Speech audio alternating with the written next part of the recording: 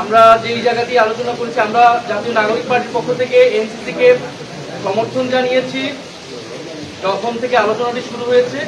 তবে এই গঠন প্রক্রিয়া নিয়ে করতে হবে যে এই কমিশনগুলো যাতে নিউট্রাল থাকে, দলীয়করণ না হয় এবং রাষ্ট্রের সবার আস্থা যাতে এই প্রতিষ্ঠানগুলোর উপর থাকে, যারা নিয়োগপ্রাপ্ত হচ্ছেন তাদের উপরে থাকে।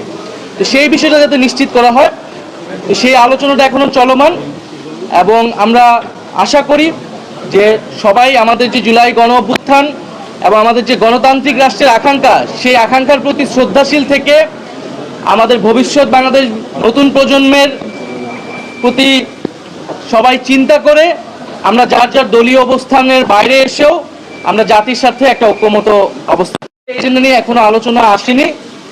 তো এই বিষয়ে আমরা এখনো কিছু বলতে পারছি না। যারা বিরোধিতা করছে তাদের বিকল্প প্রস্তাব কথাটা সম্পূর্ণ করেনি।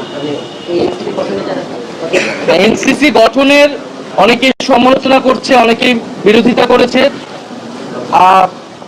এর বিকল্প প্রস্তাব কি হতে পারে আমরা সেই দলগুলোর থেকে জানতে চেয়েছি যে আপনারা কি আগের রাষ্ট্র কাঠামোই চাচ্ছেন কিনা, যে আগের স্বৈরতান্ত্রিক বা আগের যেই দলীয়করণ করা হয়েছে রাষ্ট্রীয় প্রতিষ্ঠানগুলোকে, যার ফলে আসলে আমাদের নির্বাচন ব্যবস্থা ভেঙে পড়েছে, আমাদের দুর্নীতি দমন কমিশন সেটা শুধু বিরোধী দল বা বিরোধী নেতাদের দমন করার একটা কমিশনে পরিণত হয়েছিল।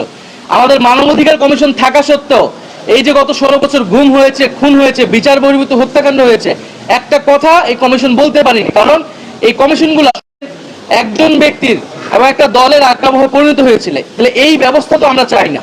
আর আরেকটা বিষয় যারা বিরোধিতা করেছেন তারা বলার চেষ্টা করেছেন যে এটা এক্সিকিউটিভ বিভাগকে বা প্রধানমন্ত্রী ক্ষমতাকে অনেক খর্ব করে কিনা, প্যারালাল কোনো অথরিটি করে কিনা। আমরা এটা পরিষ্কারভাবে বলেছি, আর অনেকগুলো দল বলেছে যে এটি ভাবার কোনো কারণ নেই, কারণ এটা এক্সিকিউটিভের দায়িত্বই না যে এই কমিশনগুলোতে কারা নিয়োগপ্রাপ্ত হবে, বরং এই এক্সিকিউটিভে যার প্রধান বা প্রধানমন্ত্রী যে এইভাবে ক্ষমতার চর্চা করতে, সেটা অন্যায্য এবং অগণতান্ত্রিক। সেই সিস্টেম, সেই সংস্কৃতি থেকে আমাদের সরে আসতে হবে। সেটার জন্যই গণ অভ্যুত্থান, সেটার জন্যই সংস্কার, সেটার জন্য আজকের এত আলোচনা। ফলে আমরা আহ্বান জানিয়েছি যে কেউ যাতে পুরনো কাঠামোকে সমর্থন না দিয়ে যে গণ অভ্যুত্থান, যেই জন্য আমাদের নতুন